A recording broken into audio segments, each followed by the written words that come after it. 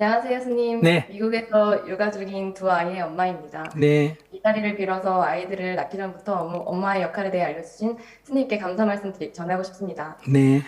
저는 책을 읽다가 아이에게 엄마가 헌신할수록 나중에 불효를 받을 확률이 높아진다. 자녀에게 수월할수록 자립심이 높아져 자녀가 커서 효도를 하게 된다는 구절을 보았습니다. 언뜻 들으면 이해가 안 되는 이 이야기의 자세한 원리에 대해 궁금합니다. 엄마 입장에서는 효도를 받고 싶지 않으니 헌신하는 엄마가 되고 싶으면서도 결론적으로는 아이들을 불효자로 만드는 것이 좋지 않은 일인 것 같은데 헌신하고 불효를 받는 부모와 소홀하고 효도를 받는 부모 중에 어떤 것이 자녀에게 더 좋은 일인지 스님의 고견을 여쭙고 싶습니다. 그런 얘기는 그렇다가 아니라 그럴 확률이 높다. 이렇게 말할 수가 있습니다. 그것은 부모가 자녀에게 온갖 정성을 쏟게 되면 자녀는 어리니까 부모가 그렇게 해주는 것을 너무 당연하게 생각한다. 그러니까 받는 데 익숙하다 이 얘기예요. 그러니까 받는 데 익숙하니까 자기가 부모에게 줄 줄을 모른다는 거예요. 늘 받아왔기 때문에 오랫동안. 그런데 어릴 때부터 자기가 뭐를 노력을 해가 버릇을 써 부모가 오히려 어렵다고 자기가 이렇게 부모에게 주면 이건 하나의 습관이죠. 이건 주는 습관이 들어있기 때문에 부모 입장에서 볼 때 그러니까 어릴 때 뭐 남짓 머슴살이 시키면 효자가 되고 논파라가 대학 보내면 불효자가 된다 하는 그런 속담이 있거든요. 확률이 그럴 확률이 높습니다. 반드시 그렇게 된다는 것은 아니지만 그건 왜 그러냐면 늘 이렇게 받아 살아왔기 때문에 줄 줄을 특히 모르고 또 그렇게 가난한 집에서 태어났는데도 그렇게 부모의 헌신에 의해서 받아서 살아서 대학까지 다니면 친구를 사귈 때 다 대학 오는 부잣집 아들하고 사귄단 말이에요. 여자친구를 사귀어도 다 좀 그래도 사는 집 딸하고 사귀잖아요. 그러면 이 사람이 늘 거기에 생활 수준을 맞춰야 되는 거예요.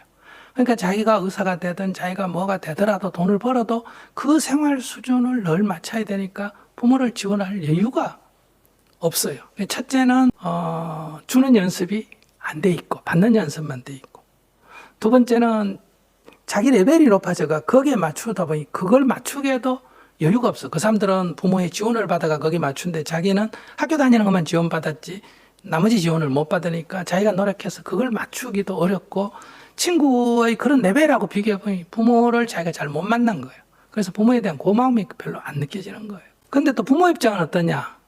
놈 팔고 뭐 팔고 아들 하나 딸 하나 키우려고 엄청나게 희생을 했기 때문에 바라는 마음이 커지는 거예요. 그러니까 바라는 마음은 크고 또 이 아들 딸들을 주는 연습은 안 돼 있고 부모를 모시는 연습은 안 돼 있고 또 자기 생활 수준 맞추려고 오히려 불만을 가지고 있고, 그러니까 이 관계가 부모 자식 관계가 나빠질 확률이 높다. 이건 사실이에요.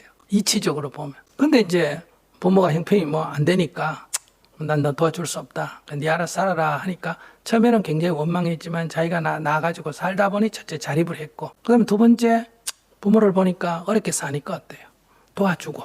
왜냐하면 이 사람이 대학 나온 형보다 못 살아도 이 사람의 자기가 결혼한 여자나 아내나 자기 친구들은 다 자기 레벨의 사람들이란 말이에요. 그러니까 자기 수입을 갖고 그걸 막 헐떡거리고 더 이렇게 할 필요가 없다 이거예요. 그러니까 자기가 조금 살게 되면 부모님이 자기보다 어려우니까 부모님을 도울 수밖에 없게 되는 거고, 그리고 부모는 자식한테 해준 게 없으니까 별로 기대를 안 하는데 아이가 도와주니까 자식이 효자처럼 느껴진다. 이런 심리적인 원리 때문에 옛말부터 놈 팔아서 대학 보내면 불효가 되고 남지 머슴살이 되면 효도가 이래요.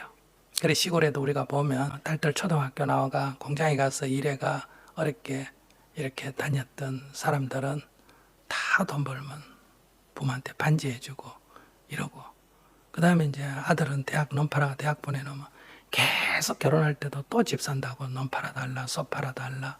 왜냐면 그 생활 레벨을 맞추려니까 계속 달라 그러고 이렇게 해서 아들 때문에 집안 망하는 이런 일들이 허다하죠. 이런 원리 때문에 그런 말이 있다. 그게 무슨 뭐 죄하고 아무 관계없고 원리가 그렇다 이렇게 이해하시고요.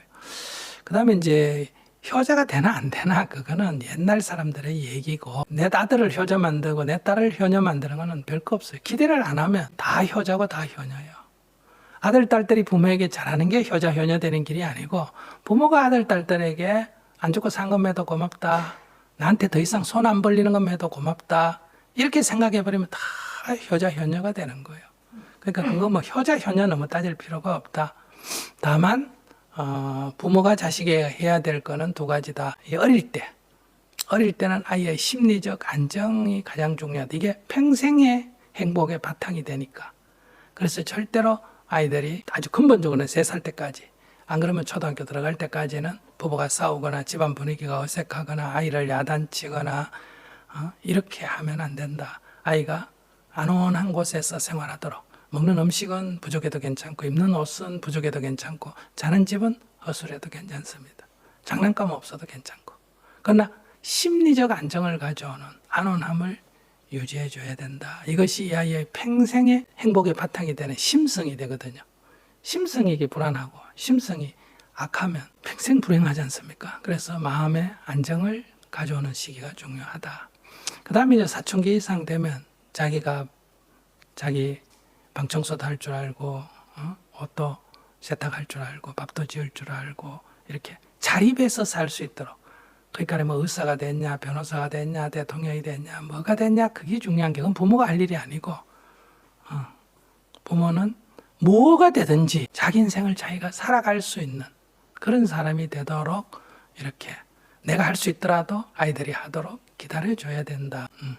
근데 여러분들이 다 해버리고 애들은 아무것도 못하게 하니까 라면도 끓일 줄 모르고 설거지도 할 줄 모르고 밥도 할 줄 모르고 반찬도 할 줄 모르고 방청소도 할 줄 모르고 벽에 못도 하나 못 받고 전구도 하나 못 갈고 이래가 시집 보내고 장가 보내는 문제잖아요. 저끼리 살 때. 그러니까 자생력을 키워줘야 된다. 이것이 부모가 할 일이고 나머지 뭐가 되느냐 하는 거는 자기가 결정하거나 사회에 나가서 선생님으로부터 스승으로부터 인도를 받고 하거나 그거는 자기나 사회가 해야 될 일. 특히 가르치는 거는 스승이 해야 될 일이지 부모의 일은 아니다. 오히려 부모는 첫째 심리적 안정, 두 번째 자립심, 자생력을 가질 수 있도록 그 생활 방식의 기본 바탕을 만들어주는 것. 이게 막 가장 중요하지 않나 이렇게 생각해요. 네, 감사합니다. 저도 본문 듣기 전에는 아이들한테 제가 줄 수 있는 걸 다 줘야 하나 아니면 아이들을 효자를 만들기 위해서 다 줄 수 있는 걸 주지 말아야 하나 이런 고민을 많이 했었는데 기대를 안 하는 게 아이들을 무조건 효자로 만드는 법이다라는 말씀을 해주셔서 마음이 편하게 더 이제 재밌게 즐겁게 아이들을 육아할 수 있을 것 같습니다. 감사합니다, 선생님. 고생해서 키울수록 기대 안 하려고 해도 기대가 커집니다. 나중에 마음에 안 들면 내가 네 키운다고 얼마나 고생했는데 이 말이 입에서 저절로 나옵니다. 그러니까 여러분들이 행복하게 사십시오. 여러분들 행복하게 살면 애들은 저절로 큽니다. 애 키우는 게 힘들다 이러면 애들은 다 심리적으로 무거운 짐을 져요. 엄마를 힘들게 했다는 그런. 그래서 나중에 세상에 나가서 자유롭게 못 살고 늘 엄마한테 뭘 해야 된다. 이런 심리적으로는 효도해야 된다는 걸 가지고 또 현실적으로는 어떠냐, 늘 도움을 받고 살았기 때문에 나이 들어도 도움을 청하는, 그리고 마음은 늘 효도를 해야 된다고 가지고 있어서 심리적으로 죄의식을 심어주는 굉장히 안 좋은 현상을 불러온다.